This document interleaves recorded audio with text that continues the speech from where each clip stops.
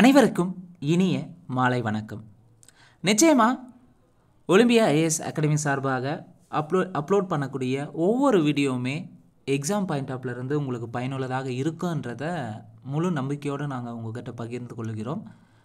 ஒவ்வொரு வீடியோவும் அப்கமிங்காக வரக்கூடிய குரூப் 2A ப்ரிலிம்ஸ் தேர்வுக்கு பயனுள்ள வகையில் உங்களுக்கு இன்னும் எவ்வளோ பெஸ்ட்டாக தர முடியும் அப்படின்னு யோசித்து ஒவ்வொரு வீடியோவுமே அப்டேட் பண்ணிகிட்ருக்குங்க. இந்த வாய்ப்பை சரியாக பயன்படுத்திக்காங்க.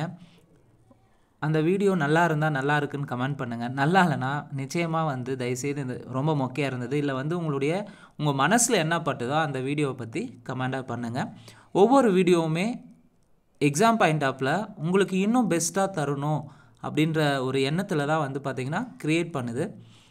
அந்த வகையில் இன்னும் மேம்படுத்தி இன்னும் பெஸ்ட்டாக அப்கமிங்காக வரக்கூடிய குரூப் 2A ப்ரிலிம்ஸில் ஜிஎஸ் பகுதியை முழுமையாக நாம் முழு ஸ்கோர் எடுக்கிறதுக்கு ஒவ்வொரு ஏரியாவையும் குறிப்பாக பார்த்திங்கன்னா டிஎன்பிசி தேர்வாணையம் நடத்தி முடித்துள்ள ப்ரீவியஸ் கொஸ்டின்லேருந்து ஈச் அண்ட் எவ்ரி கொஸ்டினையும் ஸ்ப்ளிட் பண்ணி பாலிட்டி ஏரியாவில் ஒரு எக்ஸாம் இருக்குன்னா அந்த எக்ஸாமில் பாலிட்டிலேருந்து எத்தனை கொஸ்டின் கேட்டிருக்காங்க, எப்படியெல்லாம் கேட்டிருக்காங்க அப்படின்றத முழுமையாக பார்ப்போம். அப்போது ஜிஎஸ் பகுதியை ஒட்டுமொத்தமாக தனித்தனியாக செப்பரேட் பண்ணி அதை முழுமையாக நம்ம பார்க்க போகிறோங்க. முதல் முறையாக நம்ம சேனலை பார்க்குறவங்க மறக்காமல் சப்ஸ்கிரைப் பண்ணிட்டு பெல் சிம்பில் கிளிக் பண்ணிவிடுங்க. நீங்கள் பெல் சிம்பில் கிளிக் பண்ணால் தான் நாங்கள் தொடர்ந்து அப்லோட் பண்ணுற வீடியோஸ் உங்களுக்கு நோட்டிஃபிகேஷனாக வரும். இந்த வீடியோ பொறுத்தவரையும் டிஎன்பிசி ஓல்டு எக்ஸாம்ஸில் கொஸ்டின் பேப்பர் டிஸ்கஷன் தான் டாபிக் நமக்கு மிக முக்கியமானது. ஸோ இந்த டாப்பிக்கில் டிஸ்கஷன் கண்டென்ட்டை பொறுத்தவரையும் exam post of junior scientific officer in Tamil Nadu forensic sciences subordinate service 2023 இது எக்ஸாம் டேட் பார்த்திங்கன்னா 23/7/2023 நடந்த ஒரு எக்ஸாமில் குறிப்பாக ஃபாரன்சிக் சயின்ஸ் சபார்டினேட் எக்ஸாமில் பாலிட்டி ஏரியாவிலேருந்து கேட்கப்பட்ட ஒரு 11 கேள்விக்கான விளக்கங்களை தான் நம்ம இந்த காணொலியில் பார்க்க இருக்கிறோங்க. வீடியோஸை முழுமையாக பாருங்கள். வெறும் கொஸ்டின் மட்டும் நம்ம இங்கே டிஸ்கஸ் பண்ண போகிறதில்ல. வாட் இஸ் வாட் லெவலில் அதில் எது தவறு இருக்குது, எது சரி இருக்குது, அடுத்து அது ரிலேட்டடான கூடுதலான தகவலையும் நம்ம இந்த காணொலியில் பார்ப்போங்க. முதல் கேள்வி, இந்திய அரசியலமைப்பு சட்டத்தின் கீழ்காண சரத்துக்களை அவற்றுக்கான அரசியலமைப்பு கோட்பாடுடன் பொறுத்துகன்னு ஒரு கொஸ்டின் கேட்டிருக்காங்க. So article 13, article 31, article 245, article 246 அப்படின்னு கேட்டிருக்காங்க already. So articles maximum article ரிலேட்டடாக ஒரு 2-3 கொஸ்டின் 2 கொஸ்டின் மினிமம் டிஎன்பிசியில் கேட்குறாங்க. இப்போ பார்த்திங்கன்னா நியூ சிலபஸ் படி நமக்கு குரூப் 2A 15 கேள்விகள் பாலிட்டி ஏரியா கேட்க போகிறாங்க. இதுக்கு முன்னே இதில் மட்டும் 2023 எக்ஸாமில் 11 கொஸ்டின் பாலிட்டி ஏரியா கேட்டிருக்காங்க. ஆர்டிக்கல் 13 எதை பற்றி சொல்லுதுன்னா இடைமறிப்பு. ஆர்டிக்கல் 13 இடைமறிப்பு மற்றும் பிரிபடும் தன்மை கோட்பாடை பற்றி குறிப்பிடுகிறது. ஆர்டிக்கல் 13 என்ன சொல்லுது? இடைமறிப்பு மற்றும் பிரிபடும் தன்மை கோட்பாடு. ஆர்டிக்கல் 31 சொத்துரிமையும் ஒரு பகுதியில் சொல்லும். இதில் பார்த்திங்கன்னா சொத்துரிமை அடிப்படை உரிமையாக இருந்தது, அதை நீக்கியிருப்பாங்க. இப்போது சட்ட உரிமையாக மட்டும்தான் இருக்குது. பார்ட் 12 இருக்குது. 307 வச்சுருப்பாங்க. சொத்துரிமை என்பது சட்ட உரிமையாக மட்டும்தான் வச்சுருப்பாங்க. அப்போ ஆர்டிகல் 31 சொத்தெடுப்பு இங்கே என்ன தந்திருக்காங்கன்னா டாக்டரேட் ஆஃப் எமினியன்ட் டாமின்னு சொல்லியிருக்காங்க. அதாவது சொத்தெடுப்பு உரிமை கோட்பாடு அப்படின்றத கொடுத்துருக்காங்க. 3 ஆர்டிக்கல் 245. ஆர்டிக்கல் 245 எதை சொல்லுதுன்னா ஆட்சி பரப்பிணைவு கோட்பாடை பற்றி குறிப்பிடுகிறது. ஆட்சி பரப்பிணைவு கோட்பாடு. ஆர்டிக்கல் 246 எதை சொல்லுதுன்னா உட்கரு மற்றும் அடிப்படை பொருள்கூறு கோட்பாடு. ஆர்டிக்கல் 246 உட்கரு மற்றும் அடிப்படை பொருள்கூறு கோட்பாடை பற்றி குறிப்பிடுகின்றன. அப்போது முதல் கேள்விக்கு சரியான விடை பார்த்தீங்கன்னா ஆப்ஷன் சி. கேள்வி 2. இரண்டாவது கேள்வி என்ன கேட்டிருக்காங்கன்னா கீழ்கண்ட கூற்றுகளை கருதவும் தவறான கூற்றுகளை கண்டறிகன்னு ஒரு கேள்வி கேட்டிருக்காங்க. 4 ஆப்ஷனில் எது தவறு, 4 கூற்றில் எது தவறுன்னு கேட்டிருக்காங்க. குடியரசுத் தலைவர் பாராளுமன்றத்தின் ஒரு அங்கம் ஆவார். ஸோ பிரசிடெண்ட்டை பொறுத்தவரையும் கான்ஸ்டிடியூண்ட் பார்ட் ஆஃப் பார்லிமெண்ட்டுடைய ஒரு அங்கம் தான். அப்போ முதல் கூற்று சரி. அவர் 2 பாராளுமன்ற அவைகளிலும் அமரலாம் அல்லது விவாதத்தில் பங்கெடுக்கலாமா? ஸோ குடியரசுத் தலைவரை பொறுத்தவரை 2 பாராளுமன்ற அவைகளை கூட்டுவார், ஆண்டுக்கு ஒரு முறை அதில் கூட்டிகிட்டு உட்காருவார். ஆனால் விவாதத்தில் பங்கெடுக்கலாம் அப்படின்றது பார்த்திங்கன்னா ஜென்ரலாக தொடர்ந்து இருப்பாரானா இருக்க மாட்டார். அப்போ 2வது கூற்று தவறு. 3வது கூற்று பாராளுமன்றம் இயற்றும் சட்டங்கள் போல முயற்சி மற்றும் வீச்சில் குடியரசுத் தலைவர் அவசர சட்டங்கள் இயற்ற முடியாதா? கட்டாயம் கிடையாதுங்க. அவசர சட்டம் எமர்ஜென்சியாக வந்து ஆக்ட் வந்து சட்டத்தை இயற்றலாம். அப்போது 3வது குற்று தவறு இங்கே இயற்ற முடியாதுன்னு தந்திருக்காங்க. 3வது குற்று தவறு. 4 பாராளுமன்றத்தின் 2 அவைகளும் அமர்வில் இல்லாத பொழுது குடியரசுத் தலைவர் அவசர சட்டம் இயற்ற முடியாது. ஸோ இயற்ற முடியாது. சரி, அப்போது இங்கே குடியரசுத் தலைவர் பற்றி கேள்வி கேட்டிருக்காங்க, அவருடைய அதிகாரத்தை பற்றி கேள்வி கேட்டிருக்காங்க. அப்போது குடியரசுத் தலைவரை பொறுத்தவரையும் நமக்கு 10th புக்லேயும் கொடுத்துருப்பாங்க, 10th சோசியல் சயின்ஸில் கொடுத்துருப்பாங்க. இன்னும் டெப்த்தாக 12ஆம் வகுப்பு அரசியல் அறிவியல் புத்தகத்தில் தெளிவாக தந்திருப்பாங்க. குடியரசுத் தலைவர் தேர்ந்தெடுக்கும் முறையிலேருந்து அவருடைய அதிகாரம் வரையும் எல்லாமே பணிகள் வரையும் கொடுத்துருப்பாங்க. ஸ்கூல் புக்ஸை தெளிவாக முதல்ல படிச்சுக்காங்க. லாஸ்ட் குரூப் 4ல் வந்து பார்த்திங்கன்னா விமர்சன ரீதியாக வந்து பார்த்திங்கன்னா கொஸ்டின்ஸ் அவுட் ஆப்லேருந்து கேட்டுக்கலாம், இல்லை டாப்பிக்லேருந்து வெளியே இருந்து அவுட் சோர்ஸ்லேருந்து எடுத்திருப்பாங்க. அதெல்லாம் நம்ம அக்செப்ட் பண்ணிக்கக்கூடியது தான். அதே போல் குரூப் 2 2A ப்ரிலிம்ஸும் அப்படி தான் கேட்பாங்க அப்படின்னு 100% வந்து நம்பிடாதீங்க. அதனால் ஸ்கூல் புக்ஸை முழுமையாக முதல்ல படித்து அதை ரிவிஷன் பண்ணி மாடல் எக்ஸாம்ஸ் அதை ப்ராக்டிஸ் பண்ணுங்கள். ஏன்னா ஒரு பக்கம் வந்து பார்த்திங்கன்னா விமர்சன ரீதியாக யூடியூப் வச்சு யூடியூப்பில் வந்து நிறைய பேர் கமெண்ட் பண்ணிவிட்டு அது டிஎன்பிசி சைட்லேருந்தும் எக்ஸ்பிளனேஷன் கொடுத்துருக்காங்க. 2வது வந்து அரசியல் சார்ந்த தலைவர்களும் இந்த குரூப் 4க்கு நிறைய விமர்சனம் வச்சுருக்காங்க. இதை தாண்டி குரூப் 2 2A வந்து பொது தமிழ் பகுதியாக இருந்தாலும் சரி, பொது அறிவு பகுதியாக இருந்தாலும் சரி அவுட் ஆப்லேருந்து கேட்டுருவாங்க அப்படின்னு பயம் இல்லாமல் நிச்சயமாக நம்ம படிக்கிற ஏரியாவிலேருந்து கேட்பாங்க. குறிப்பாக ஸ்கூல் புக்ஸில் ஆஸ் பர் சிலபஸில் இருக்கக்கூடிய ஏரியாவை தெளிவாக படிச்சுக்காங்க. நமக்கு இதில் 2 ஸ்டேஜ் இருக்குது. குரூப் 2 2A ப்ரிலிம்ஸை கிளியர் பண்ணால் தான் நம்ம மெயின்ஸ்க்கு போக முடியும். அப்போது நமக்கு மிக முக்கியமானது ப்ரிலிம்ஸை பற்றி தான் நீங்கள் முழுமையாக யோசிக்கணும். ப்ரிலிம்ஸை வந்து எக்காரணத்தை கொண்டு விட்டுறக்கூடாது. அதுக்கு என்ன பண்ணணுமோ அதை செய்யுங்க.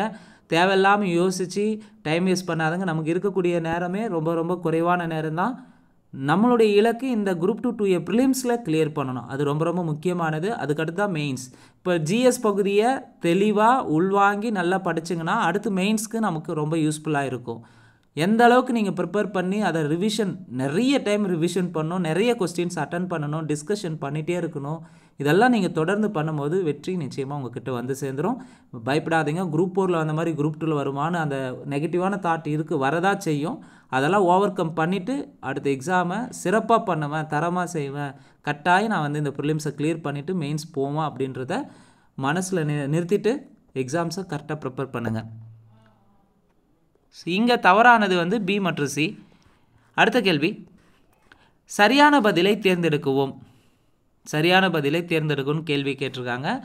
ஏரியா பார்த்தீங்கன்னா நாடாளுமன்றத்தின் 2 அவைகளிலும் பின்வரும் கூற்றுகளில் எது உண்மை? பார்லிமெண்ட் ரிலேட்டடாக குறிப்பாக லோக்சபா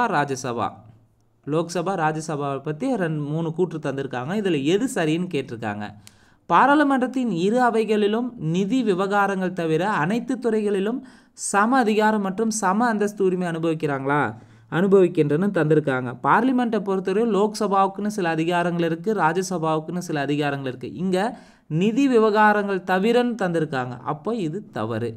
ஸோ நிதி விவகாரங்கள் வந்து ஓரளவுக்கு மாறி இருந்தாலும் கூட லோக்சபாவுக்குன்னு சில அதிகாரங்கள் உட்பட்டே இருக்கும், ராஜ்யசபாவுக்குன்னு சில அதிகாரங்கள் உட்பட்டு இருக்குது. அப்போ வெவ்வேறாக தான் இருக்க தவிர ஈக்குவலாக இருக்கான்னா கிடையாது. அப்போ முதல் கூற்று தவறு. ராஜ்யசபாவில் பண மசோதாவை அறிமுகப்படுத்த முடியாது. இந்த கூற்று சரி. ஏன்னா மணி பில்லை பொறுத்தவரையும் மக்களவையில் தான், லோக்சபாவில் மட்டும்தான் அறிமுகப்படுத்த முடியும், ராஜ்யசபாவில் கிடையாது. 3வது கூற்று, ராஜ்யசபாவில் வருடாந்திர நிதிநிலை அறிக்கையை விவாதிக்கலாம், ஆனால் மானிய கோரிக்கைகள் வாக்களிக்க உரிமை கிடையாது, அதிகாரம் இல்லை. ஸோ ராஜ்யசபாவில் வருடாந்திர ஃபினான்சியல் வந்து அறிக்கையை வந்து விவாதிக்கலாம், அதை பற்றி கேள்வி கேட்கலாம், ஆனால் அதில் அந்த மானிய கோரிக்கைகள் ரிலேட்டடாக வாக்களிக்க அதிகாரம் இருக்கான்னா கிடையாது. அப்போ நாடாளுமன்றத்தின் 2 அவைகளிலும் பின்வரும் கூற்றில் எது உண்மைன்னு பார்த்தீங்கன்னா 2 மற்றும் 3 உண்மை. கேள்வி 4, கீழ்கண்டவற்றை பொறுத்துகன்னு கேட்டிருக்காங்க. சர்வதேச மாநாடுகள் அது நடந்த ஆண்டுன்னு கேட்டிருக்காங்க. ஸோ இது பார்த்தீங்கன்னா மாநாடு ரிலேட்டடாக இது எப்போனா ஒரு டைம் இப்படி கேட்டு வைப்பாங்க. சர்வதேச மாநாடுகள், இந்த மாநாடு பொறுத்தவரையும் 12th வந்து பொலிட்டிக்கல் சயின்ஸில் சுற்றுச்சூழல் சார்ந்த ஒரு சில மாநாடுகள்லாம் கொடுத்துருக்காங்க. அது ரீசெண்டாக கேட்டுன்னு இருக்காங்க. அந்த லெசனை தெளிவாக படித்து வச்சுக்கோங்க. இங்கே குழந்தைகள் உரிமைகள் மீதான மாநாடு convention on the rights of child, இந்த மாநாடு எப்போ நடந்ததுன்னு பார்த்தீங்கன்னா 1989 நடந்திருக்கு. ஜிஎஸ் பகுதியை பொறுத்தவரையும் தமிழில் படிக்கிறது எவ்வளோ முக்கியமோ அதே போல் சம்டைம்ஸ் ட்ரான்ஸ்லேட் பண்ணும்போது தப்பாக தமிழில் கொடுத்துருவாங்க. நம்ம அந்த கேள்வி டவுட்டாக இருந்துச்சுன்னா மேலே ஒரு முறை இங்கிலீஷில் படிச்சுட்டு அதுக்கப்புறம் ஆன்சர் பண்ணுறது ரொம்ப ரொம்ப ஹெல்ப்ஃபுல்லாக இருக்கும் மிஸ்டேக்ஸை குறைக்கிறதுக்கு. குழந்தைகள் உரிமைகள் மீதான மாநாடு. குழந்தைகள் உரிமைகள் மீதான மாநாடு எப்போ நடைபெற்றது? 1989. மேம்பாட்டு உரிமை மீதான பிரகடனம், declaration on the rights to development, எப்போ அந்த மேம்பாட்டு உரிமைகள் மீதான பிரகடனம் வெளியிட்டது எப்போனா 1986. 3. பெண்களுக்கு எதிரான எல்லா விதமான பாகுபாடுகளை ஒழிக்கும் மாநாடு. பெண்களுக்கு எதிரான எல்லா விதமான பாகுபாடுகள் ஒழிக்கும் மாநாடு எப்போ நடைபெற்றதுன்னா 1979. பெண்களுக்கு எதிரான எல்லா விதமான பாகுபாடுகள் ஒழிக்கும் மாநாடு நடைபெற்ற ஆண்டு 1979. சித்திரவதை, கொடுமை, மனித தன்மையற்று நடத்துதல் ஆகியவற்றுக்கு எதிரான மாநாடு. சித்திரவதை, கொடுமை, மனித தன்மையற்று நடத்துதல் ஆகியவற்றுக்கு எதிரான மாநாடு எப்போ நடந்ததுன்னா 1984. இப்போ சரியான விடை ஆப்ஷன் பாம்பே தான். அடுத்த கேள்வி, 5வது கேள்வி கூற்று காரணத்தில் கேட்டிருக்காங்க. 5வது கேள்வி பாலிட்டியிலிருந்து கேட்டிருக்காங்க.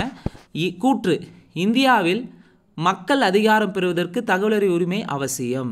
இந்தியாவில் மக்கள் அதிகாரம் பெறுவதற்கு தகவலறி உரிமை அவசியம். சரி. ரைட் டு இன்ஃபர்மேஷன் ஆக்ட் 2005 அது ரொம்ப முக்கியம். காரணம், பொது நிர்வாகத்தில் ஊழல் செய்வதற்கான சாத்தியங்களை இது குறைக்கிறது. ஸோ தகவலறி உரிமை சட்டம் பார்த்தீங்கன்னா பொது நிர்வாகத்தில் ஊழல் செய்வதற்கு சாத்தியங்களை குறைக்குதானா? கட்டாயம் குறைக்குதுங்க. அப்போ இங்கே கூற்று மற்றும் காரணம் இரண்டும் சரி. காரணம் கூற்றுக்கான சரியான விளக்கமாகும். அடுத்த கேள்வி 6வது கொஸ்டின், கூற்று காரணம். கூற்று காரணத்தில் இங்கே என்ன கேட்டிருக்காங்கன்னா, கூற்று பகுத்தறிவுடன் விவாதிக்கப்பட்ட ஓர் ஒழுங்குமுறை ஆவணமே இந்திய அரசியலமைப்பு சட்டமாகும். ஸோ இந்திய அரசியலமைப்பு சட்டம் ரிலேட்டடாக ஒரு கூற்று காரணத்தில் கேட்டிருக்காங்க. ஸோ இந்திய அரசியலமைப்பு சட்டம் என்பது பகுத்தறிவுடன் விவாதிக்கப்பட்ட ஒரு ஒழுங்குமுறை ஆவணமே இந்திய அரசியலமைப்பு சட்டமாகும். சரி. காரணம், பல்வேறு கருத்துடைய குழுக்கள் கூடி கலந்து விவாதித்து தங்களுக்குள் ஒரு ஒப்பந்தத்தை எட்டிய இடமே இந்திய அரசியலமைப்பு சபையாகும். ஸோ இங்கே கூற்றும் சரி, காரணமும் சரி. மேலும் காரணம் என்பது கூற்றுக்கான சரியான விளக்கமாகும். ஸோ பல்வேறு குழுக்களெல்லாம் இணைந்து விவாதித்து பல்வேறு திருத்தங்கள்லாம் மேற்கொண்டு தான் கடைசியாக இந்திய அரசியலமைப்பை ஏற்றுக்கொண்டு இருப்பாங்க. ஸோ அப்போ இது ஒரு பகுத்தறிவோடு விவாதிக்கப்பட்ட ஒரு ஒழுங்குமுறை ஆவணம் தான் இந்திய அரசியலமைப்பு சட்டம். 7வது கேள்வி, கீழே காணப்படும் எச்சட்டப்பிரிவு, கீழே காணப்படும் எந்த சட்டப்பிரிவு மாநிலத்தின் ஆளுநருக்கு வழிகாட்ட மற்றும் அறிவுரை கூற ஒரு அமைச்சரவை குழு தேவை என்று கூறுகின்றது? ஸோ ஆளுநருக்கு வழிகாட்டணும், கைடன்ஸ் பண்ணணும் அப்படின்னு சொல்லிட்டு அறிவுரை கூற ஒரு அமைச்சரவை குழு தேவை என்று குறிப்பிடும் ஆர்டிக்கல் எதுனா ஆர்டிக்கல் 163.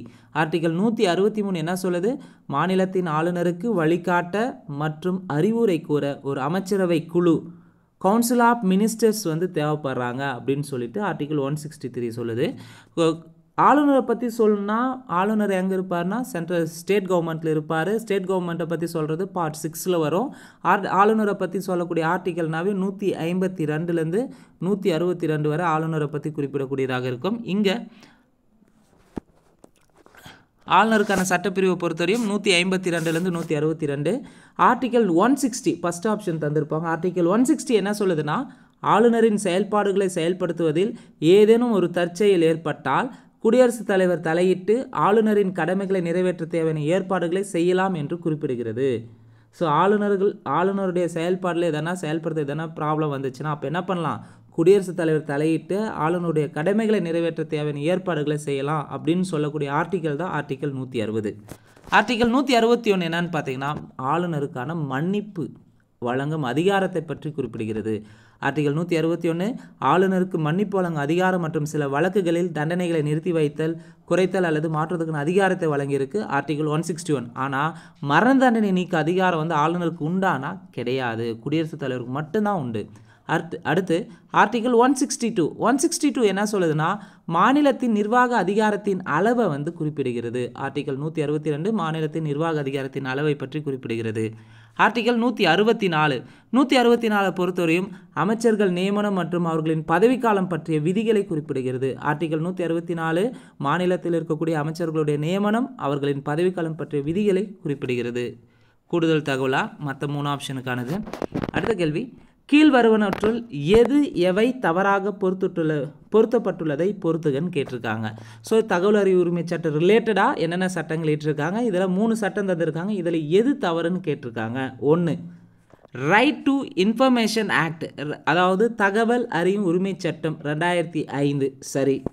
தகவல் பெறும் சுதந்திரம் act, freedom of information act வந்து எப்போ ஏற்றுனாங்கன்னா 2002 ஏற்றிருப்பாங்க.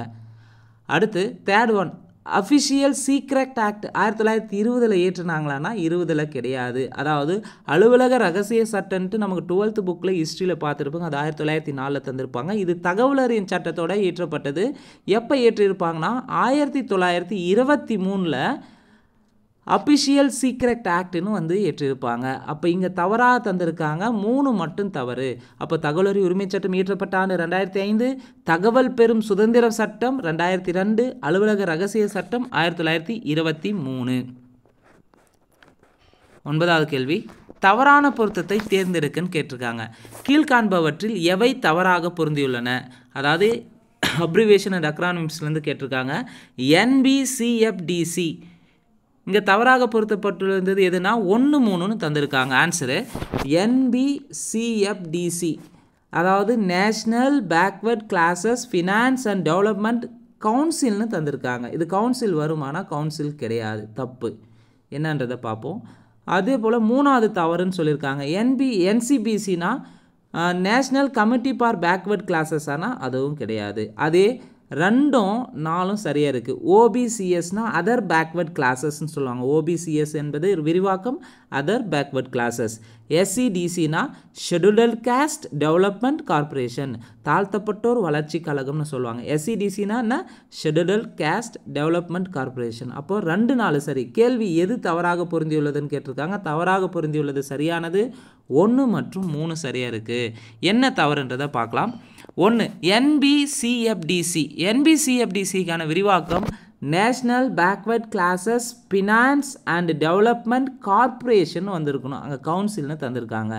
NBCFDCனா என்ன? National backward classes finance and development corporation. அதுக்கடுத்து NCBCனா national commission for backward classes. NCBC என்பது national commission for backward classes. இதுதான் 2 தவறாக இருக்கிறதுக்கான சரியான விடை. அடுத்த கேள்வி கீழ்கண்டவற்றை பொறுத்துக. கேஸ் லா சப்ஜெக்ட், சட்ட வழக்கு. ஸோ வழக்குகள் ரிலேட்டடான கேள்வி கேட்டிருக்காங்க. இங்கே அருணா ராய் வெர்சஸ் இந்திய ஒன்றியம் எந்த வழக்கோடு தொடர்புடையதுன்னா, அருணா ராய் வெர்சஸ் இந்திய ஒன்றியம் பார்த்தீங்கன்னா பள்ளிகளுக்கான தேசிய கல்விப்புலம் செல்லத்தக்கதா எனும் வழக்கு. பள்ளிகளுக்கான தேசிய கல்விப்புலம் செல்லத்தக்கதா எனும் வழக்கு என்ன வழக்குனா அருணா ராய் வெர்சஸ் இந்திய ஒன்றியம் வழக்கு. 2வது இந்திய அரசு வெர்சஸ் ஜார்ஜ் பிலிப் வழக்கு. இந்திய அரசு வெர்சஸ் ஜார்ஜ் பிலிப் வழக்கை பொறுத்தவரையும் இது எதனோடு தொடர்புடையதுன்னா பணியிலிருந்து கட்டாய ஓய்வு தொடர்பான வழக்கு. பணியிலிருந்து கட்டாய ஓய்வு தொடர்பான வழக்கை பற்றி சொல்கிறதா இந்திய அரசு வெர்சஸ் ஜார்ஜ் பிலிப் வழக்கு, பணியிலிருந்து கட்டாய ஓய்வு வழக்கு. அடுத்து C option MC Mehta versus இந்திய ஒன்றியம் வழக்கு. MC மேத்தா வெர்சஸ் இந்திய ஒன்றிய வழக்கு எதனோடு தொடர்புடையதுன்னா சுற்றுச்சூழல் கல்வி கட்டாயமாக அறிவிக்கப்பட வேண்டும் என்று கூறிய வழக்கு. MC மேத்தா வெர்சஸ் இந்திய ஒன்றியம் எதனோடு சொல்கிறது? கம்பல்சரி டீச்சிங் ஆஃப் என்வைரன்மெண்டல் எஜுகேஷன் தொடர்பான வழக்கு தான் MC மேத்தா வெர்சஸ் இந்திய ஒன்றிய வழக்கு. நெக்ஸ்ட் ஒன் எய்ம்ஸ் மாணவர் சங்கம் வெர்சஸ் எய்ம்ஸ் மாணவர் சங்கம் வெர்சஸ் தொடர்பான வழக்கு. நிறுவன இடஒதுக்கீடு இல்லை என அறிவிப்பு வழங்கிய வழக்கு தான் எய்ம்ஸ் மாணவர் சங்கம் வெர்சஸ் எய்ம்ஸ் தொடர்பான வழக்கு. என்ன? நிறுவன இடஒதுக்கீடு இல்லை என அறிவிப்பு வழங்கப்பட்டது. ஸோ வழக்குகளை இப்போ என்ன பண்ணிட்டாங்கன்னா எந்தெந்த ஆண்டில் நடந்தது வழக்கை வந்து ரீஅரேஞ்ச் பண்ணுங்கன்னு சொல்லிட்டு லாஸ்ட் குரூப் 1ல் கேட்டு வச்சுருப்பாங்க, பார்த்துருப்போங்க. ஸோ ஏரியா ஒரே ஏரியா தான். வழக்குகள்னு நம்ம கேசஸை படிக்கும்போது அது எந்த ஆண்டுக்கு கொடுத்துருக்காங்க, எதனோடு தொடர்புடையது அப்படின்றத தெளிவாக படித்து வச்சுக்காங்க. அடுத்து கடைசி கொஸ்டின், கால அடிப்படையில் வரிசைப்படுத்துக. இது ஜென்ரலாகவே பாலிட்டியை பொறுத்தவரையும் பிரைம் மினிஸ்டர் லிஸ்ட்டு தெளிவாக தெரிஞ்சிருக்கணும். அடுத்து வந்து பார்த்தீங்கன்னா பிரசிடென்ட் லிஸ்ட்டு தெளிவாக தெரிஞ்சிருக்கணும், வைஸ் பிரசிடென்ட் லிஸ்ட்டு தெளிவாக தெரிஞ்சுக்கணும். நிச்சயமாக இந்த பிரசிடென்ட் லிஸ்ட்டும் வைஸ் பிரசிடென்ட் லிஸ்ட்டும் எப்போனாலும் எப்படினாலும் கேட்பாங்க. சடனாக வந்து பார்த்திங்கன்னா சம்டைம்ஸ் வந்து கேட்பாங்க. அதனால் ஜென்ரலாக இது பாலிட்டினாவே நமக்கு தெரிஞ்சிருக்கணும். குடியரசுத் தலைவருடைய பட்டியல் தெரிஞ்சிருக்கணும், துணை குடியரசுத் தலைவர் பட்டியலை படிச்சிருக்கணும். முழுமையாக திரும்ப இதை வாசிச்சு விட்டுட்டே இருங்க, நமக்கு மறக்கக்கூடிய ஏரியாவாக இருக்கலாம். இங்கே கேள்வி என்னென்னா, பின்வரும் ஜனாதிபதிகளை அவர்களின் பதவிக்கால அடிப்படையில் வரிசைப்படுத்துக. KR Narayanan, doctor APJ Abdul Kalam, doctor Shankar Dayal Sharma, R Venkataraman. நமக்கு APJ அப்துல் கலாம் வந்து 11வது குடியரசுத் தலைவர் நல்லாவே ஞாபகம் இருக்கும். அப்போது KR நாராயண், சங்கர் தயாள் சர்மா, வெங்கட்ராமன். இதில் வந்து சரியானது எதுன்னு பார்த்தீங்கன்னா வெங்கட்ராமன் 4, 3, 1, 2 4, 3, 1, 2 8, 9, 10, 11 வருமா? அப்போது சரியான விடை ஆப்ஷன் சி. இப்போது லிஸ்ட்டு வந்து நமக்கு ஸ்கூல் புக்லேயே கொடுத்துருக்காங்க குடியரசுத் தலைவர் பட்டியலை பொறுத்தவரையும். அதில் இந்திய குடியரசுத் தலைவர் பட்டியலை பொறுத்தவரையும் ஃபஸ்ட்டு வர்றது யார்? ராஜேந்திர பிரசாத். ராஜேந்திர பிரசாத் பார்த்திங்கன்னா முதல் குடியரசுத் தலைவர் 1950லேருந்து 1962 வரை பதவி வகித்திருப்பார். ரெண்டாவது சர்வப்பள்ளி ராதாகிருஷ்ணன். சர்வப்பள்ளி ராதாகிருஷ்ணனை பொறுத்தவரையும் 62லேருந்து 67 வரை பதவி வகித்தார். மூணாவதாக இருக்கக்கூடிய குடியரசுத் தலைவர் யார்? ஜாகிர் ஹுசேன். ஜாகிர் ஹுசேனை பொறுத்தவரையும் 67லேருந்து 69 3 ஆண்டுகள் மட்டும்தான் இருந்திருப்பார். 4 VV கிரி. VV கிரியை பொறுத்தவரையும் 69லேருந்து 74. 5 பக்ருதீன் அலி அகமது. 5வது குடியரசுத் தலைவர் யார்? Fakhruddin Ali Ahmed 1974 to 77. 6 Neelam Sanjiva Reddy 1977 to 82. 7 Giani Zail Singh 1982 to 87. 8 R Venkataraman. சொன்னா 8 வந்து பார்த்தீங்கன்னா R Venkataraman 1987 to 92. 9 Shankar Dayal Sharma 92 to 97. 10 KR Narayanan 97 to 2002. 11 APJ Abdul Kalam 2002லேருந்து 2007 வரை இருந்திருப்பார். 12 இந்தியாவின் முதல் பெண் குடியரசுத் தலைவர் பிரதிபா பாட்டீல் 2007லேருந்து 2012 வரை பதவி வகிச்சிருப்பாங்க. 13 பிரணாப் முகர்ஜி. பிரணாப் முகர்ஜி 2012லேருந்து 17 வரை. 14 வந்து பார்த்திங்கன்னா ராம்நாத் கோவிந்த். அவருடைய ஆட்சி வந்து முடிஞ்சிருக்கும். இப்போ தற்போது வந்து பார்த்திங்கன்னா யார் இருக்காங்க? இப்போ இந்தியாவின் தற்போதைய குடியரசுத் தலைவர் திரௌபதி முர்மு இருப்பாங்க. மொத்தம் 15 குடியரசுத் தலைவர் லிஸ்ட் இருக்கணும்.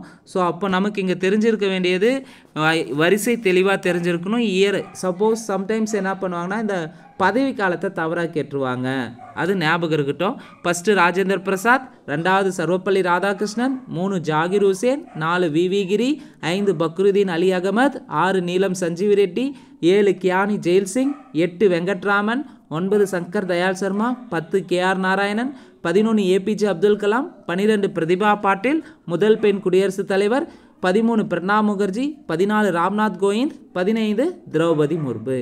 ஸோ பட்டியலை குடியரசுத் தலைவர் பட்டியல் எப்படி தெளிவாக இருக்குமோ அதே போல் பிரைம் மினிஸ்டர் துணை பிரதமர் பட்டியலும் தெளிவாக படித்து வச்சுக்காங்க. இந்த வீடியோவை பொறுத்தவரையும் சயின்டிஃபிக் எக்ஸாம்லேருந்து பார்த்தீங்கன்னா 11 கேள்வி பாலிட்டி ஏரியாவிலேருந்து கேட்டிருக்காங்க. ஒவ்வொரு ஏரியாவும் பாலிட்டி கொஸ்டினை பொறுத்தவரையும் டிஃப்ரெண்ட்டாக கேட்டிருப்பாங்க. ஆனால் ஸ்கூல் புக்ஸில் நம்ம படிக்கிற ஏரியாவிலேருந்து தான் கேட்டிருக்காங்க. ஸோ தெளிவாக படித்து ரிவிஷன் பண்ணிக்காங்க. அதே போல் ஒலிம்பியா ஐஏஎஸ் அகாடமி சார்பாக வீக்கெண்ட் டெஸ்ட்டுக்கான டெஸ்ட் பேட்ச் போயிட்டுருக்கு அப்கமிங்காக வரக்கூடிய குரூப் 2 2Aக்காக. ஸோ நாளைக்கு வந்து பார்த்திங்கன்னா பொதுத்தமிழ் பகுதியில் அழகு 1 அழகு 2 சிலபஸ் படி வந்து 100 கேள்விகள் அடங்கிய வினா தொகுப்பு நடைபெற உள்ளது. இந்த தேர்வில் கலந்து கொள்ள விருப்பம் இருக்கிறவங்க மேலே இருக்கிற நம்பர் மேலே வந்து நம்ம பார்த்துருப்போங்க ஆல்ரெடி. இந்த மேலே இருக்கிற நம்பரை வந்து 8811053931 என்ற நம்பருக்கு வந்து ஒரு வாட்ஸ்அப் பண்ணுங்கள். உங்களுக்கு நாளைக்கு நடைபெறக்கூடிய பொதுத்தமிழ் தேர்வுக்கான கொஸ்டின் பேப்பரை வந்து நீங்கள் தேர்வு எழுதி இலவசமாக பயன்படுத்திக்கலாம். அடுத்து வந்து அப்கமிங்காக வந்து வரக்கூடிய எல்லா மாதிரி தேர்வுமே ஆஸ் பர் நியூ சிலபஸ் படி தேர்வு நடத்தப்படுங்க. ஆன்லைன் மாணவர்களுக்காக மிக குறைந்த கட்டணத்தில் இந்த தேர்வை குரூப் 2 2A ப்ரிலிம்ஸை வந்து வழங்குறேங்க. ஸோ இந்த வாய்ப்பை சரியாக பயன்படுத்திக்காங்க. இந்த வீடியோ நிச்சயமாக உங்களுக்கு பயனுள்ளதாக இருந்திருக்கும் அப்படின்னு நான் நம்புகிறேன். ஸோ இந்த வீடியோவை பற்றி மறக்காமல் கமெண்ட் செக்ஷனில் கமெண்ட் பண்ணுங்கள். நன்றி, வணக்கம்.